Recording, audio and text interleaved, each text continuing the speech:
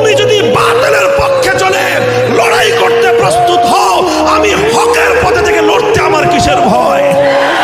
তুমি যদি বাতিলের পক্ষ হয়ে লড়াই করার জন্য ময়দানে নামতে পারো, আমিও হকের জন্য শুধু ময়দানে নয়, রক্ত দেওয়ার জন্য প্রস্তুত আছি।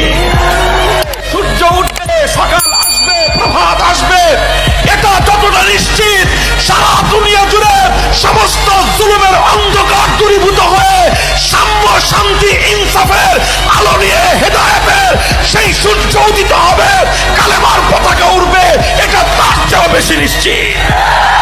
তুমি যদি বাতিলের পক্ষে চলে লড়াই করতে প্রস্তুত হও, আমি হকের পথে থেকে লড়তে আমার কিসের ভয়?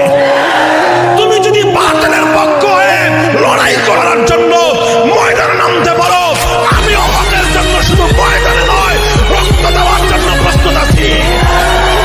তুমি যদি বাতিলের পক্ষে চলে লড়াই করতে প্রস্তুত হও, আমি হকের পথে থেকে লড়তে আমার কিসের ভয়?